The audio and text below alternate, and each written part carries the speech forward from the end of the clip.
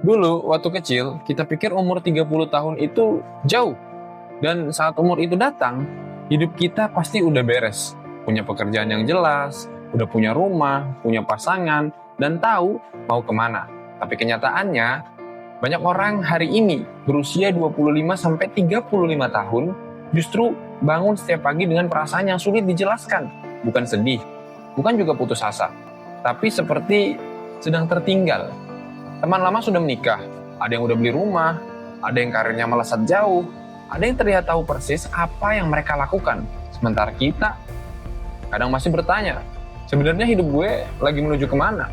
Dan yang membuatnya lebih aneh, perasaan ini muncul bahkan ketika hidup kita sebenarnya tidak buruk. Jadi pertanyaannya, kenapa semakin banyak orang seusia kita merasa tertinggal dalam hidupnya? Dan bagaimana jika masalahnya bukan karena kita gagal, tapi karena kita sedang memainkan permainan yang aturannya sudah berubah? Mungkin lu pernah ngerasa kayak gini, gak ada masalah besar yang sedang terjadi.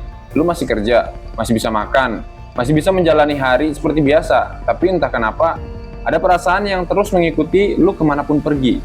Perasaan bahwa hidup lu seharusnya udah lebih jauh dari ini. Dan semakin bertambah usia, suara itu semakin keras.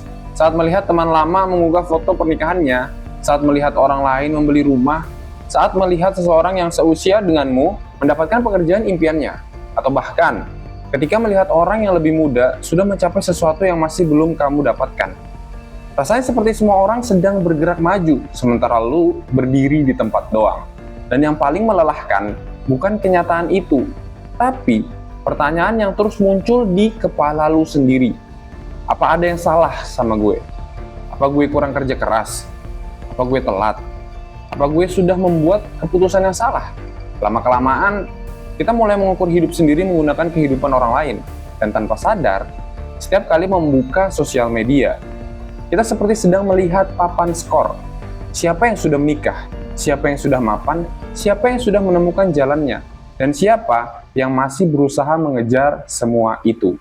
Masalahnya, papan skor itu tidak pernah benar-benar menunjukkan keseluruhan ceritanya, tapi otak kita tetap mempercayainya, dan disitulah semua mulai terasa berat.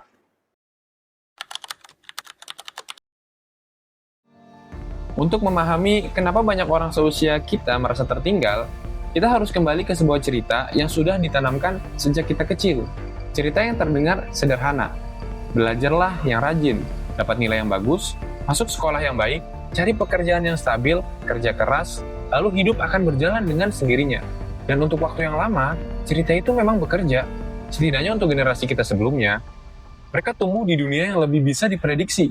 Jalur hidupnya lebih jelas, aturan mainnya lebih sederhana. Kalau kamu melakukan hal yang benar, biasanya hasilnya juga akan mengikuti. Tapi yang jadi masalah, dunia yang kita masuki hari ini bukan dunia yang sama lagi. Hari ini, kita hidup di masa di mana semuanya berubah lebih cepat daripada kemampuan kita untuk beradaptasi. Karir yang aman bisa hilang dalam beberapa bulan. Industri yang menjanjikan bisa berubah dalam beberapa tahun. Teknologi berkembang lebih cepat daripada kemampuan kita untuk mengejarnya. Dan di tengah semua itu, kita masih memaksa diri mengikuti peta lama. Kita masih percaya bahwa hidup seharusnya berjalan sesuai urutan tertentu.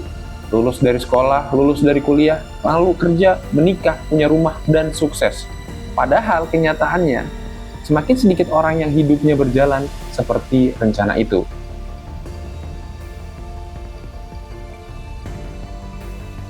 Tapi sebenarnya ada satu alasan yang membuat perasaan tertinggal itu semakin kuat. Dan mungkin ini alasan yang paling tidak disadari oleh kebanyakan orang. Sepanjang sebagian besar sejarah umat manusia, kita hanya membandingkan diri kita dengan orang-orang hidup di sekitar kita. Dengan tetangga kita, teman sekolah, rekan kerja, lingkaran yang terbatas, hanya circle kita doang. Namun hari ini, kita membandingkan hidup kita dengan ribuan orang setiap harinya. Sebelum sarapan, kita bisa melihat orang liburan ke Jepang. Seseorang membeli rumah baru, seseorang dilamar, seseorang mendapatkan promosi jabatan, dan seseorang menghasilkan uang yang bahkan belum pernah kita bayangkan. Semua itu muncul di layar yang sama, dalam waktu yang sama, di pagi yang sama. Otak manusia tidak pernah dirancang untuk menerima informasi sebanyak ini sebelumnya. Tapi, kita mengonsumsinya tanpa sadar setiap hari.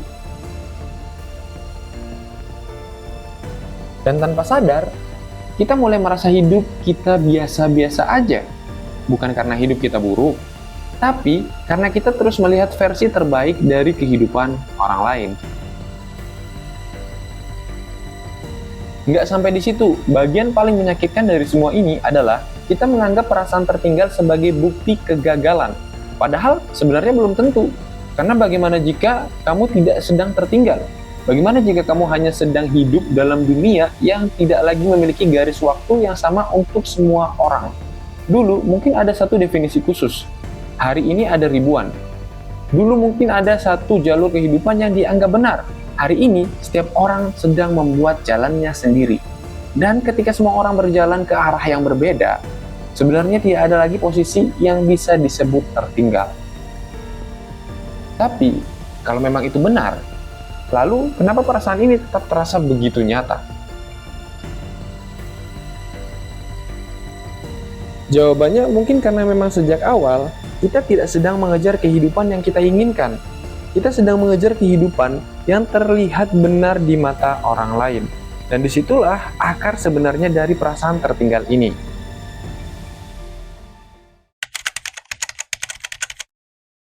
Ada satu alasan kenapa perasaan tertinggal terasa begitu menyakitkan.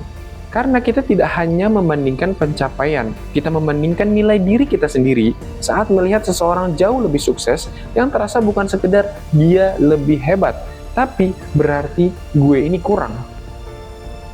Saat melihat teman menikah, yang terasa bukan hanya dia menemukan pasangannya, tapi ada yang salah sama hidup gue. Dan tanpa sadar, kita mulai menghubungkan harga diri kita dengan kecepatan hidup orang lain. Ini yang menyebabkan munculnya sebuah pola pikir, semakin cepat kita mencapai sebuah tujuan, semakin berharga diri kita. Dan sebaliknya, semakin lambat kita mencapai sebuah tujuan, kita merasa bahwa diri kita sudah gagal. Coba bayangkan, ada dua orang, yang satunya menikah di usia 25 tahun, yang satunya menikah di usia 35 tahun. Siapa yang lebih berhasil? Tidak ada jawabannya.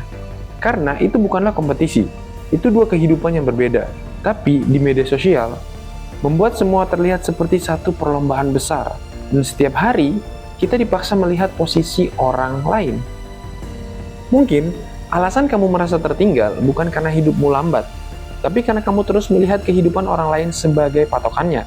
Dan ketika hidup berubah menjadi perlombaan, bahkan pencapaian yang besar pun akan terasa kecil. Karena selalu ada seseorang yang lebih jauh di depan. Itulah kenapa banyak orang berhasil, tapi tetap merasa gagal. Banyak orang mencapai targetnya, tapi tidak pernah merasa cukup. Karena masalahnya tidak pernah ada pada tujuannya. Masalahnya ada pada cara mereka mengukur diri mereka sendiri. Kita menghabiskan begitu banyak waktu untuk mencoba mengejar kehidupan yang terlihat benar, sampai lupa bertanya satu hal yang lebih penting. Apakah itu benar-benar kehidupan yang kita inginkan? Atau hanya kehidupan yang membuat kita terlihat berhasil di mata orang lain? Karena mungkin sebenarnya yang membuat kita lelah bukan perjalanan hidup ini, tapi tekanan untuk terus membuktikan bahwa kita tidak tertinggal oleh orang lain. Dan kalau memang tidak ada garis waktu yang sama untuk semua orang, kalau memang setiap orang sedang menjalani pertarungannya sendiri, maka mungkin pertanyaan yang perlu kita tanyakan bukan lagi seberapa jauh gue dibanding orang lain, tapi apakah gue sedang bergerak ke arah yang benar untuk diri gue sendiri. Tulis di komentar pendapat kalian.